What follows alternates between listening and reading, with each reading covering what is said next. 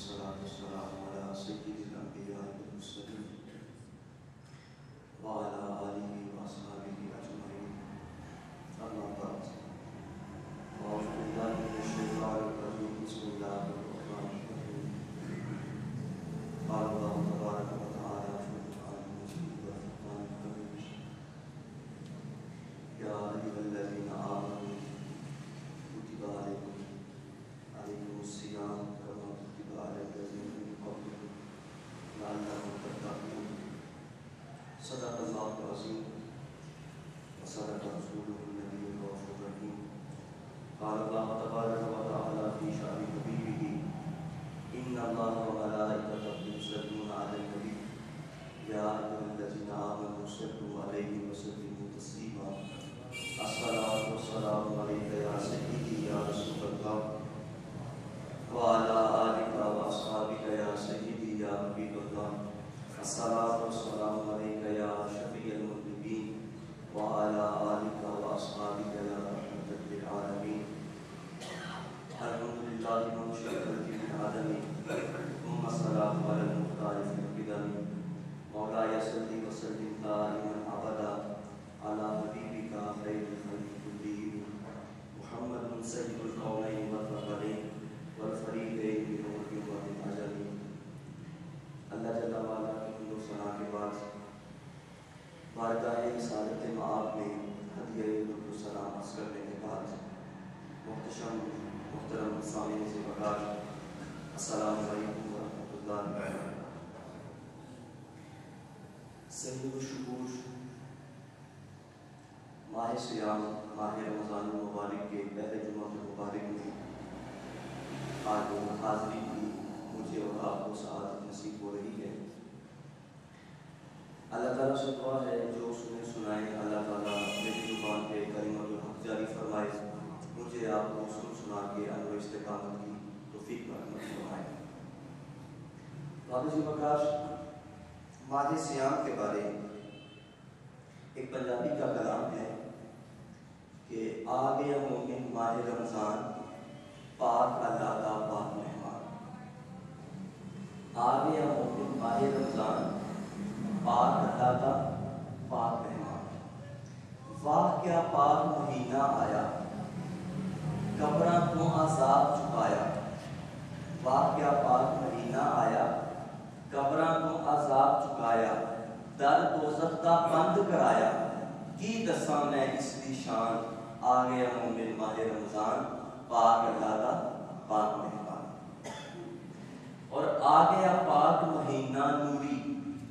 آ گیا پاک مہینہ نوری میرے تیرے پاس ضروری. کال اس دی تو خدمت پوری راضی ہوئے رب رحمان. آ گیا مومن ماہ رمضان پاک اللہ کا پاک مہمان. اور رب فرماوے روزہ میرا.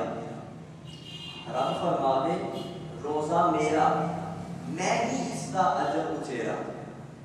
رب فرماوے روزہ میرا میں ہی اس کا اجر اچیرا. بن میرا بن جاواں تیرا سچا ہے میرا فرمان. آ گیا مومن ماہ رمضان پاک اللہ کا پاک مہمان. اور یعقوب نبی دے بیٹے 12 مگرا یوسف نال بہارا. شاید کہتا ہے کہ حضرت یوسف کے والد حضرت یعقوب علیہ السلام کے 12 بیٹے تھے، لیکن جو یوسف ہے وہ تو یوسف ہی ہے نا. تو کہا کہ یعقوب نبی دے بیٹے 12 مگرا یوسف نال بہارا. ٹھیک مہینے 11.5 12واں یوسف رب رحمان. آ گیا مومن ماہ رمضان پاک اللہ کا پاک مہمان. اور مومن آج تیاری کریے. مومن آپ تیاری کریے رب دی شکر گزاری کریے. دامن پاک نبی دا پڑھیے تو بھی کر یعقوب دیان. آ گیا مومن ماہ رمضان پاک اللہ دا پاک مہمان.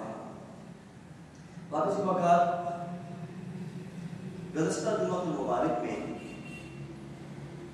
سورہ حجرات کی روشنی میں حضور جانے کائنات حضرت محمد مصطفیٰ صلی اللہ علیہ وسلم کا ادب اور آپ کے صحابہ کے عمل سے اس کی مثالیں پیش کرتے ہوئے ہم نے جس نقطہ پہ بات ختم کیا تھا وہ یہ تھا کہ جو حضور جانے کائنات حضرت محمد مصطفیٰ صلی اللہ علیہ وآلہ وسلم کا ادب کرتے ہیں، اللہ ان کے دلوں کو تقویٰ کے لیے چن لیتا ہے۔ پھر جو تقویٰ کے لیے چن لیے جاتے ہیں، پھر تقوی میں اضافے کے لیے، تقوی میں برکت کے لیے، متقی کامل بننے کے لیے پھر مختلف طریقے ہیں، مختلف نشانیاں ہیں۔ ان میں ایک یہ ہے جو آج کی آیت کی آپ کے سامنے تلاوت کی کہ اللہ فرماتا ہے اے ایمان والو، ہم نے تم پہ روزے فرض کیے جیسا کہ تم سے پہلوں پہ بھی فرض کیے تھے، اور مقصد کیا ہے؟ لعلکم تتقون، تاکہ تم متقی بن جاؤ، تاکہ تم پرہیزگار بن جاؤ۔ میرے نبی حضرت محمد مصطفیٰ صلی اللہ علیہ وآلہ وسلم کا ادب کر کے، ایمان لا کے، محبت کر کے جو تقویٰ کے لیے منتخب ہوئے ہو، اب اس کو مزید ثمر آمد کرنے کا وقت ہے کہ ماہ رمضان یہ ایسا مہینہ تمہارے پاس آیا ہے کہ جس میں تھوڑے سے عمل کو بڑھاؤ، اللہ تعالیٰ تمہارے تقوی کو بھی چار چاند رکھتا ہے، لعلکم تتقون، تاکہ تم متقی بن جاؤ۔ احیاء العلوم میں حضرت امام غزالی رحمہ اللہ تعالیٰ نے ایک بات لکھی ہے۔ آپ فرماتے ہیں کہ تین مخلوقات، ایک ہے فرشتہ، فرشتے کو اللہ تعالیٰ نے نفسانی خواہشات سے دور رکھا ہے، ان میں شعور ہے، نورانیت ہے، نورانی مخلوق ہے، روحانی مخلوق ہے، ان میں جسمانی خواہشات نہیں ہیں، نفسانی خواہشات نہیں ہیں، اللہ تعالیٰ نے فرشتوں کو ان سے پاک رکھا ہے۔ پھر ایک مخلوق ہے جو جانور ہے، اس میں اللہ تعالیٰ نے روحانیت تو نہیں رکھی، اس میں جسمانی خواہشات رکھی ہیں، نفسانی خواہشات رکھی ہیں۔ تیسری مخلوق وہ ہے جس کو اللہ تعالیٰ نے جانوروں والی جسمانی خواہشات بھی عطا کی ہیں، فرشتوں والی روحانی طاقتیں بھی عطا کی ہیں۔ اب اس انسان کو اشرف المخلوقات جو بنایا ہے، وہ اشرف المخلوقات کیسے بنے گا؟ ایک آدمی ہے، وہ سادہ آدمی ہے، صرف آدمی ہے، آدمی سے انسان بننے کے جو مراحل ہیں وہ کیا ہے؟ تو کہا کہ ایک جانور ہے جس میں عقل و شعور نہیں لیکن نفسانی خواہشات ہیں، دوسرے فرشتے ہیں جس میں جسمانی خواہشات نہیں صرف روحانی طاقت ہے۔ اگر انسان صرف جسمانی خواہشات کے پیچھے لگ جائے، نفسانی خواہشات کے پیچھے لگ جائے، اپنی مادی ضرورتوں کے پیچھے صرف اسی خواہشات پہ لگ جائے، تو پھر وہ جانور والا کردار ادا کر رہا ہے، پھر وہ ملائکتی کردار ادا نہیں کرتا، وہ صرف جانور بن کے رہ گیا ہے۔ اور جب اس رو میں بہ پڑتا ہے، پھر ایک مقام کو آتا ہے کہ وہ چلتے چلتے جانوروں سے بھی بدتر مقام پہ، اسفل السافلین پہ پہنچ جاتا ہے۔ لیکن دوسری طرف وہ انسان ہے جو اپنی طاقت کو بڑھاتا ہے، روحانی طاقت کو بڑھاتا ہے، جسمانی خواہشات کو ضرورت کے تحت رکھتا ہے، لیکن روحانی طاقتوں کو بڑھاتا رہتا ہے، روحانی طاقتوں کو اس قدر بڑھا لیتا ہے کہ وہ جسمانی خواہشات پہ، نفسانی خواہشات پہ غلبہ پا لیتی ہیں۔ پھر ایک وقت وہ آتا ہے، فرشتے بھی نیچے رہ جاتے ہیں، یہ انسان اشرف المخلوقات ان فرشتوں سے بھی اوپر چلا جاتا ہے، اور یہ جو فرشتوں سے بھی بلند مقام پانے کا ایک پریکٹیکل طریقہ کیا ہے؟ الطاف صاحب حالی نے کہا تھا فرشتے سے بڑھ کے ہے انسان بننا، فرشتے سے بڑھ کے ہے انسان بننا، مگر اس میں لگتی ہے محنت زیادہ۔ یہ تو انسان فرشتے سے بھی بڑھ جائے گا، یہ کیسے بڑھے گا؟ تو یوں بڑھے گا کہ اللہ تعالیٰ پریکٹس کے طور پہ، مثال کے طور پہ ایک مہینہ عطا فرماتا ہے کہ لعلکم تتقون، اس میں جسمانی خواہشات تمہاری کنٹرول کر دی جاتی ہیں، نہ بھوک پیاس برداشت کرنی پڑتی ہے، جسمانی خواہشات سے رکنا پڑتا ہے، روحانی ملائکتی طاقتیں بڑھ جاتی ہیں۔ پھر انسان اس میں جب چلتا رہتا ہے تو شاہ اللہ محدث دین بھی کہتے ہیں بندہ اس مقام پہ آ جاتا ہے کہ وہ بڑھتے بڑھتے فرشتوں کے مقام سے بھی اوپر چلا جاتا ہے۔ یہ ہے لعلکم تتقون کہ اس تقوی کی پریکٹس کے لیے اللہ تعالیٰ نے ماہ صیام رمضان المبارک عطا فرمایا۔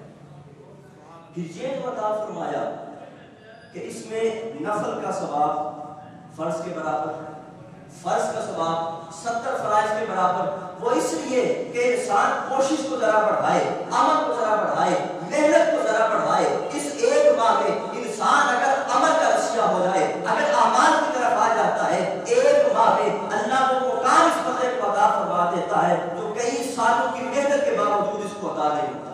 ایک مقام ایک ماہ کے اندر اس کو وہ مقام اللہ تعالیٰ عطا فرما دیتا ہے۔ ابن ماجہ کی روایت سے اس کی مثال حضرت طلحہ بن عبید اللہ فرماتے ہیں، آپ فرماتے ہیں کہ دو شخص حضور جانے کا اعلان حضرت محمد مصطفیٰ صلی اللہ علیہ وسلم کی خدمت میں آئے اور دور دراز کا سفر کر کے آئے ہیں۔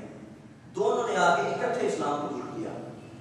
جب اسلام قبول کیا، ایک ذرا ایکٹیو بندہ تھا، زیادہ محنتی تھا، وہ جہاد میں گیا اور جہاد میں اس نے جامع شہادت نوش کر دی۔ دوسرا جو بندہ تھا وہ اس کے بعد 1 سال تک زندہ رہا۔ 1 سال کے بعد وہ کبھی موت مرا اور وہ بھی اللہ کے حضور حاضر ہو گیا۔ کہتے ہیں کہ میں نے خواب دیکھا کہ میں جنت کے دروازے پہ کھڑا ہوں، تو یہ 2 بندے بھی میرے ساتھ کھڑے ہیں۔ ابن ماجہ کی روایت ہے، یہ 2 بندے بھی میرے ساتھ کھڑے ہیں، میں بھی کھڑا ہوں، جنت کے دروازے پہ کھڑے ہیں کہ جنت سے کوئی آتا ہے اور آ کر کہتا ہے کہ وہ جو دوسرے نمبر پہ 1 سال کے بعد بندہ فوت ہوا تھا نا، اس کو کہتا ہے تمہارا بلاوا آ گیا، تم جنت کے اندر آ جاؤ۔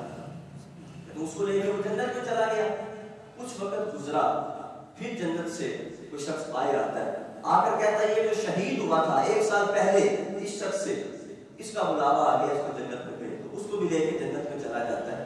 حضرت طلحہ کہتے ہیں میں ادھر ہی کھڑا خواب دیکھ رہا ہوں کہ میں ادھر ہی کھڑا ہوں جنت کے دروازے میں، جو بندہ پھر باہر آتا ہے، آ کر کہتا ہے کہ تمہارا بھی بلاوا نہیں آیا، تم انتظار کرو، تمہیں پھر بلایا جائے گا۔ صبح آتے ہیں، صحابہ کرام سے آ کے خواب بیان کرتے ہیں، کہتے ہیں یہ خواب کا حضور کی بارگاہ میں پیش کرو۔ حضور کی بارگاہ میں خواب سناتے ہیں تو حضور فرماتے ہیں اس میں تمہیں کنفیوژن کیا ہے، پریشانی کس بات کی ہے؟ کہا حضور پریشانی اس بات کی ہے، ایک بندہ اسلام قبول کرنے کے چند عرصے کے بعد، تھوڑے وقت کے بعد وہ جامع شہادت نوش کر گیا، دوسرا 1 سال کے بعد وہ تبھی موت مرا ہے، لیکن اس کو جنت سے بلاوا پہلے آیا ہے۔ اس کو جو ہے جو شہید ہوا تھا، اس کو جنت سے بلاوا بعد میں آیا ہے۔ میری سمجھ میں یہ نہیں آیا کہ یہ کیسے ہو گیا، شہید 1 سال بعد، جو شہید 1 سال پہلے ہوا جنت میں وہ بعد میں جا رہا ہے، اور جو تبھی موت مرا ہے وہ جنت میں پہلے جا رہا ہے۔ حضور فرماتے ہیں اس میں حیران ہونے کی کوئی مسئلہ نہیں ہے، حیران ہونے کی وجہ نہیں ہے۔ دراصل مسئلہ یہ ہے، وجہ یہ ہے کہ جو شخص شہید ہو گیا وہ تو شہید ہو گیا، اور دوسرا جو بندہ وہ زندہ رہا 1 سال تک، 1 سال کے درمیان ماہ سیام رمضان مبارک آیا، اس نے رمضان کو یوں گزارا جیسے رمضان گزارنے کا حق تھا۔ اس نے اللہ کی عبادات کی، اس نے اتنی عبادات کی، اتنی عبادات کی کہ اس کا مقام اس بندے سے اتنا بڑھ گیا جتنا زمین اور آسمان کے درمیان فرق ہوتا ہے۔ اس کا مقام اتنا زیادہ بڑھ گیا، اس فرق کے بڑھ جانے کی وجہ سے اس کو جنت سے بلاوا اس شہید سے بھی پہلے آ گیا۔ جو اپنے ماہ سیام رمضان مبارک کو اہتمام کے ساتھ گزارتے ہیں ان کو پھر جنت سے بلاوا بھی پہلے آ جاتا ہے۔ تو عرض یہ کرتا تھا یہ متقی بننے کے لیے، تقویٰ کے لیے، لعلکم تتقون، تقویٰ کے لیے یہ پریکٹس کا مہینہ ہے۔ تو اس میں آتا ہے سالوں کی محنت کے بعد بندہ جہاں پہنچتا ہے اس 1 مہینے میں پہنچ جاتا ہے۔ بس اہتمام کی ضرورت ہے، پریکٹس کی ضرورت ہے۔ اور جہاں متقی کے لیے دوسری چیزیں ہیں وہاں یہ بھی ہے کہ انسان اپنے کردار کو سنوارے، اپنے اخلاق کو سنوارے۔ حضور جانے کا اعلان حضرت محمد صلی اللہ علیہ وسلم ارشاد فرماتے ہیں کہ جو شخص من لم یدع قول الزور والعمل بہ، جو بندہ جھوٹ بولنا نہیں چھوڑتا، فحش کرنا نہیں چھوڑتا، بری باتیں کرنا نہیں چھوڑتا، والعمل بہ، اور اس پہ عمل کرنا بھی نہیں چھوڑتا، اپنے کام وہی رکھتا ہے، گال گلوچ وہی رکھتا ہے، جھگڑا ویسے ہی کرتا ہے، کینہ پڑتی اس کے دل میں ویسے ہی ہے، بغض و عناد کا مارا ویسے کا ویسے ہی ہے، اپنے گناہوں پہ ویسے ہی مصر ہے، لوگوں کے لیے نفع بخش تو بنتا ہی نہیں ہے، لوگوں کے لیے بے ضرر نہیں ہے، لوگوں کو تکلیف ویسے ہی ہے، لیکن نمازیں پڑھی جا رہے ہیں، روزہ رکھتا ہے، تو جانے کا اعلان صلی اللہ علیہ وسلم فرماتے ہیں پھر وہ اپنے روزوں کا محاسبہ کر لے، اس کے روزے نہیں ہیں، کیونکہ یہ تو ماہ سیام کو ہے کہ جب ماہ سیام آتا ہے جانے کا اعلان حضرت محمد صلی اللہ علیہ وسلم آپ ارشاد فرماتے ہیں جنت کے دروازوں کو کھول دیا جاتا ہے، دوزخ کے دروازوں کو بند کر دیا جاتا ہے، شیطانوں کو قید کر دیا جاتا ہے۔ یہ وہ مہینہ جس میں جنت کے در باہ ہوں اور دوزخ کے تمام راستے مسدود کر دیے جائیں، شیطان قید کر دیا جائے، اس دوران بھی آدمی اگر آدمی نہیں بنتا، انسان اگر انسان نہیں بنتا، اس دوران بھی اگر اس کی گفتار سے خوشبو نہیں آتی، اس کے کردار سے روشنی نہیں پھیلتی، تو پھر وہ سمجھے اس کا روزہ نہیں ہے، اس کا سیام نہیں ہے، اس کا قیام نہیں ہے۔ جانے کا اعلان صلی اللہ علیہ وسلم ارشاد فرماتے ہیں بہت سے روزہ دار ایسے ہیں جن کو صرف بھوک تو ملتی ہے، پیاس تو ملتی ہے، روزہ روزہ نہیں ملتا ہے. بہت سے قیام کرنے والے, تراویح پڑھنے والے ایسے ہیں جو قیام تو کرتے ہیں لیکن صرف رات کا جاگنا ملتا ہے اور کچھ نہیں ملتا. اس کی وجہ یہ ہے کہ ان کی بھوک تو مطلوب ہی نہیں ہے, ان کا سجدے کرنا تو مطلوب ہی نہیں ہے. مطلوب دل کا تقویٰ ہے, وہ تب ملتا ہے جب انسان دل کے ساتھ اپنے آپ کو بدلنے کا تہیہ کر لیتا ہے. جب اپنے آپ کو بدلنے کا تہیہ کر کے رمضان کو یوں گزارتا ہے کہ یہ رمضان میرا ویسا نہیں رہے گا جیسا پہلے تھا, میں نے اپنے آپ کو بدلنا ہے, میں نے کردار میں تبدیلی لانی ہے, میں نے لوگوں کے لیے نفع بخش کرنا ہے, میری باتوں سے خوشبو آئے, میرے کردار سے روشنی پھیلے. اگر انسان ایسا نہیں بنتا تو جانے کا اعلان فرماتے ہیں جو بری باتیں کرنا نہیں چھوڑتا, اس پہ عمل کرنا نہیں چھوڑتا, فَلَيْسَ لِلَّهِ حَاجَةٌ فِي أَن يَدَعَ طَعَامَهُ وَشَرَابَهُ, وہ بندہ سمجھ لے اللہ کو اس کے نہ بھوکے رہنے کی کوئی ضرورت ہے, اللہ کو نہ اس کے پیاسے رہنے کی کوئی ضرورت ہے. یہ بھوکا رہے, پیاسا رہے, اس کا ڈائٹنگ پلان تو ہو سکتا ہے لیکن اس کا روزہ نہیں ہے. کیونکہ روزے کا مقصد تو یہ تھا لعلکم تتقون, تمہیں پریکٹس کے لیے مہینہ دیا گیا تھا, تمہیں تو اس لیے دیا گیا تھا کہ تم متقی بن جاؤ. لیکن اگر رمضان میں بھی متقی نہیں بنتے تو پھر تمہیں روزے میں کوئی فائدہ نہیں دیا. روزہ فائدہ تب دے گا جب انسان اپنے آپ میں تبدیلی محسوس کرنا شروع کرے. اللہ اکبر. متقین کی جو نشانیاں مختلف بیان میں قرآن پاک میں کردار سازی کے حوالے سے جو موضوع چھیڑا ہے اسی پہ مزید بات ہو جائے. سورہ آل عمران میں متقین کی 3 نشانیاں ایک جگہ بیان ہوئی ہیں. الذین ينفقون فی السراء والضراء, وہ لوگ جو حالات تنگ ہوں, حالات خوشحالی کے ہوں, اللہ کی راہ میں خرچ کرتے رہتے ہیں. ایک یہ ان کی نشانی ہے. یہ انفاق فی سبیل اللہ پہ انشاءاللہ اگلا جمعہ مبارک مستقل ہوگا, اس لیے اس کو یہیں پہ روکتے ہیں. دوسری کی نشانی متقی کی بیان ہوئی ہے والکاظمین الغیظ, یہ غصے کو پی جانے والے لوگ ہیں. کیوں غصے کو پی جاتے ہیں؟ اس لیے کہ ان کی محبت الحب فی اللہ اور ان کی نفرت والبغض فی اللہ. کہ کسی سے محبت کرتے ہیں تو اللہ کے لیے کرتے ہیں, کسی سے نفرت کرتے ہیں تو اللہ کے لیے کرتے ہیں. ذاتی طور پہ اگر کسی پہ غصہ آ جائے پھر یہ غصہ پینے والے لوگ ہوتے ہیں, پھر یہ غصہ نکالنے والے لوگ نہیں ہوتے, پھر یہ معاف کرنے والے لوگ ہوتے ہیں. اس کی مثال دیکھنی ہو تو حضرت علی مرتضیٰ شیر خدا رضی اللہ تعالیٰ عنہ میدان جنگ ہے, اور جنگ کے دوران ایک دشمن کو, کافر کو پچھاڑ لیتے ہیں. اب وہ نیچے پڑا ہے, حضرت مولا کا علاج اس پہ قابو پا چکے ہیں اور وہ آپ کی طرف تھوک دیتا ہے. تو جیسے ہی تھوکتا ہے حضرت مولا کا علاج اٹھ جاتے ہیں, اس کو چھوڑ دیتے ہیں. حیران ہو کے پوچھتا ہے مجھ پہ قابو پا لیا تھا, مجھے پچھاڑ لیا تھا, اب مجھے قتل کرنا تو مشکل ہی نہیں تھا, کوئی مسئلہ ہی نہیں تھا, پھر مجھے قتل کیوں نہیں کیا؟ حضرت مولا کا علاج فرماتے ہیں میں تجھ سے اپنی ذات کے لیے تو لڑ ہی نہیں رہا تھا, میں لڑ تو اللہ کی رضا کے لیے رہا تھا. علی کی ذوالفقار جب بھی اٹھتی ہے اللہ کی رضا کے لیے اٹھتی ہے. اگر میری ذاتی یہاں تک تم نے میری طرف تھوک دیا, اب میں اگر قتل کرتا تو کہنے والا کہہ سکتا تھا علی نے ذاتی انتقام کے لیے اس کو قتل کیا ہے. اور ہم والکاظمین الغیظ, ہم ایسے متقی ہیں ذاتی بات جہاں آتی ہے وہاں غصہ پی جاتے ہیں, جہاں حق کی بات آتی ہے وہاں ڈٹ جاتے ہیں. تو ذاتی بات جہاں آتی ہے وہاں متقین کی نشانی یہ ہے کہ وہ غصے کو پی جانے والے, غصے کو پیتے ہیں. حالات کی تلخی آ جاتی ہے, مشکل ہوتا ہے غصے کو پی جانا, لیکن جانے کا اعلان حضرت محمد صلی اللہ علیہ وسلم ارشاد فرماتے ہیں اصل پہلوان وہ نہیں ہوتا جو میدان میں دشمن کو پچھاڑ دے, اصل پہلوان وہ ہوتا ہے غصے کی حالت میں قابو بھی پا سکتا ہو اگلے بندے کو, پھر بھی اس کو اللہ کی رضا کے لیے معاف کر دے. والکاظمین الغیظ, غصے کو پی جانے والے لوگ. وہ کسی نے کہا تھا دلوں میں تلخیاں پھر بھی نظر میں مسکراہٹ ہو, دلوں میں تلخیاں پھر بھی نظر میں مسکراہٹ ہو, بلا کے حبس میں بھی ہوا ہو. ایسا بھی ہوتا ہے کہ حبس ہو, ایسا موسم ہو کہ جب آگ برس رہی ہو آپ پھر بھی شفقت کی برسا برسائیں, اور ایسا موسم ہو کہ جب نمک پاشی ہو رہی ہو آپ پھر بھی زخموں پہ مرہم رکھیں. یہ کام مشکل تو ہے لیکن متقی ایسا ہی کیا کرتے ہیں. والکاظمین الغیظ, غصے کو پی جانے والے. تیسری نشانی جو بیان ہوئی متقین والعافین عن الناس, لوگوں سے درگزر کر دیتے ہیں. لوگ کچھ کہہ بھی دیں تو یہ دلوں میں بغض نہیں رکھتے, یہ دلوں کو صاف رکھتے ہیں, معاف کر دیتے ہیں, لوگوں سے درگزر کر دیتے ہیں. حضرت انس رضی اللہ تعالیٰ عنہ حضور کے بڑے لاڈلے صحابی ہیں. آپ فرماتے ہیں مجھے ایک دن حضور نے ارشاد فرمایا یا بنیا, اے میرے بیٹے, کتنا پیارا انداز ہے گفتگو کا, اے میرے بیٹے. تو حضرت انس تو ساری عمر اسی سرور میں رہتے ہوں گے نا. مجھے حضور نے فرمایا تھا یا بنیا اے میرے بیٹے. تو جانے کائنات اس قدر پیار سے بلا کے یا بنیا اے میرے بیٹے. ارشاد کیا فرماتے ہیں؟ ان قدر تھا ان تصبح و تمسیا وليس في قلبك غش یا حد فافعل. اگر تو اس بات پہ قادر ہو جائے کہ تو صبح اس حال میں کرے کہ تیرے دل میں کسی کے لیے کوئی نفرت نہ ہو, تو اس بات پہ قادر ہو جائے تو شام اس حال میں کرے کہ تیرے دل میں کسی کے لیے کوئی بغض نہ ہو, تیرا دل صبح اس کینے سے پاک ہو, تیرا دل شام کو بھی کینے سے پاک ہو, تو میرے بیٹے ایسا ضرور کر.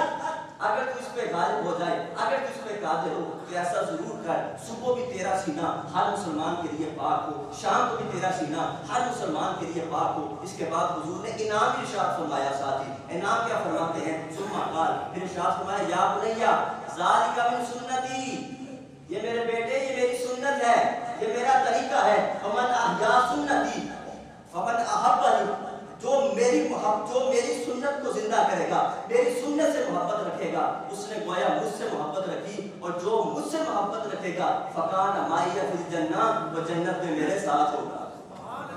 تو جو بندہ اپنی صبح اس حالت میں کرے کہ اس کا دل ہر کسی سے پاک ہے, کسی کے لیے نفرت نہیں ہے, کسی کے لیے بغض نہیں ہے, کینہ نہیں ہے, عناد نہیں ہے, اور شام بھی اس حالت میں کرتا ہے کہ اس کا دل ہر مسلمان کے لیے صاف ہے, کسی کے لیے نفرت نہیں ہے. حضور فرماتے ہیں ایسا ضرور کرے کیونکہ یہ میری سنت ہے, اور میری سنت والا جنت میں میرے ساتھ ہوگا. یہ بھی کام مشکل تو ہے, کئی زخم ایسے بھی ہوتے ہیں. مولا کائنات حضرت ابو مرتضیٰ ارشاد فرماتے ہیں کہ تلوار کے زخم جو ہیں وہ منتقل ہو جاتے ہیں, وہ مٹ جاتے ہیں, لیکن جو زبان کے زخم ہوتے ہیں نا یہ انسان کو بھولتے نہیں ہیں. چلو نہ بھولیں, بھولنا تو ایک ہماری یادداشت کا مسئلہ ہے, وہ تو کنٹرول سے بائی بات ہو سکتی ہے, معاف کرنا تو ہمارے کنٹرول میں ہو سکتا ہے. اللہ کی رضا کے لیے معاف کسی کو کیا جا سکتا ہے نا, تو جس کو اللہ یہ توفیق عطا فرما دے تو وہ پاک اپنے آپ کو کر دے, لوگوں کی نفرت دل سے نکال دے. پھر حضور نے اس کے لیے یہ فضیلت پیش فرمایا. باقی بات یہ ہے رمضان کا مقصد جو حضور نے ارشاد فرمایا.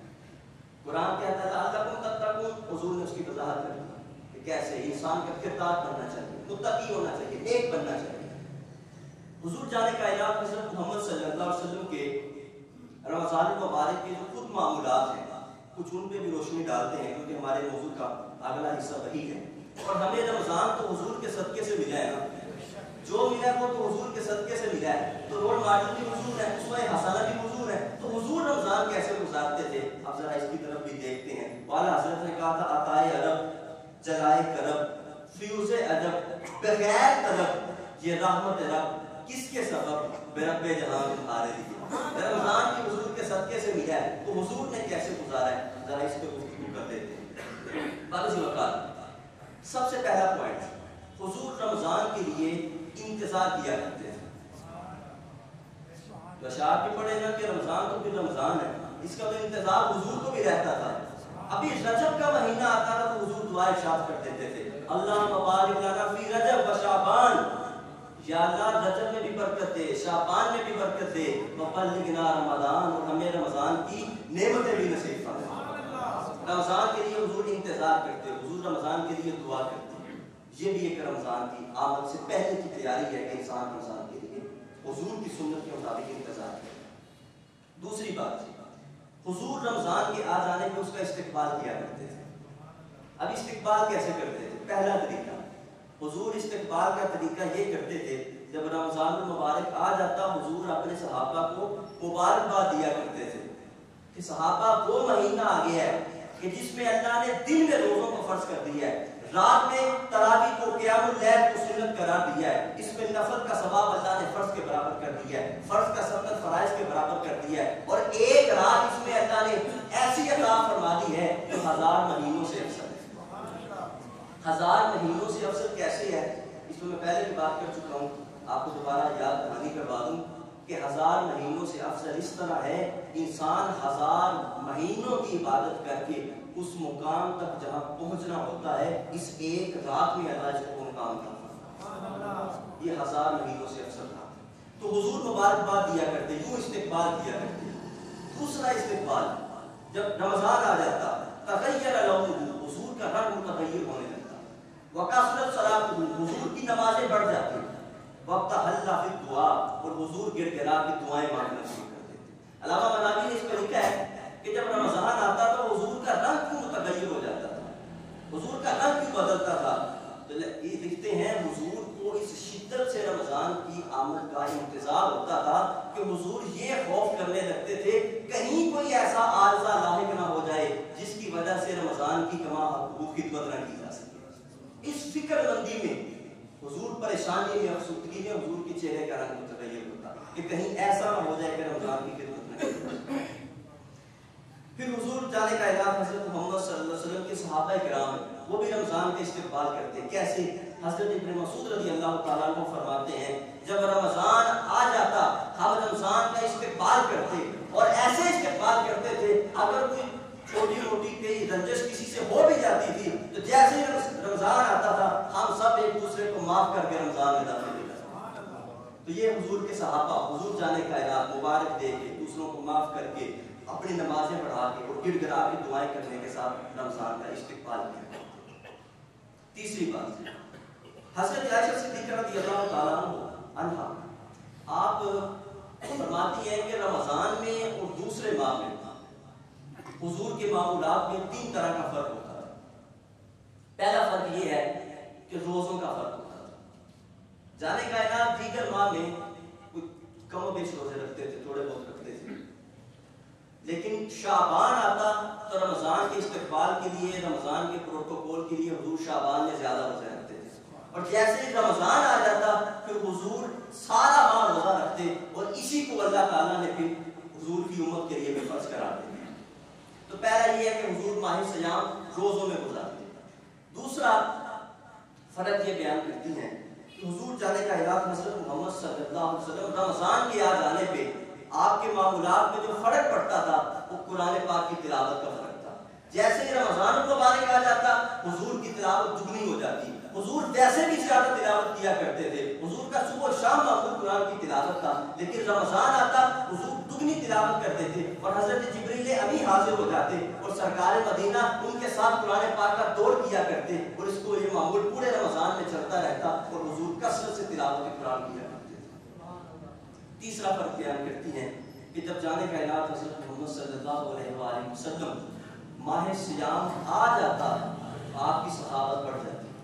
حضور کی بارگاہ پر وہ بارگاہ ہے کہ اعلیٰ حضرت کہتے ہیں نا میرے کریم سے گر قطرہ کسی نے مانگا، دریا بہا لیے ہیں، در بے بہا لیے ہیں۔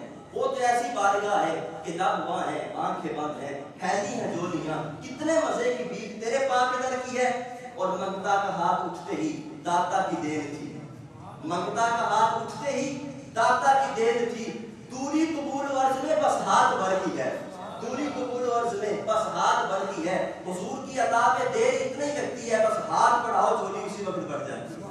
حضور کی تو عطا یہ تھی باپ کیا جود و کرم ہے شہبت ہا تیرا، نہیں سنتا ہی نہیں مانگنے والا تیرا۔ عام حالات میں حضور کی سخاوت کا یہ عالم ہے، لیکن سیدہ عائشہ فرماتی ہیں جیسے رمضان المبارک آ جاتا حضور اس سے بھی زیادہ سخاوت کیا کرتے تھے۔ حضور کی سخاوت رمضان المبارک میں اس مقام پہ پہنچ جاتی، حضور اتنی سخاوت فرمایا کرتے تھے کہ تیز ہوا چلتی ہو، آندھی والی ہوا، تیز ہوا بھی حضور کی سخاوت کا حضور کا مقابلہ نہیں کر سکتی تھی۔ اتنی تیز ہوا نہیں چلتی جتنی تیز حضور کی سخاوت چلا سکتی۔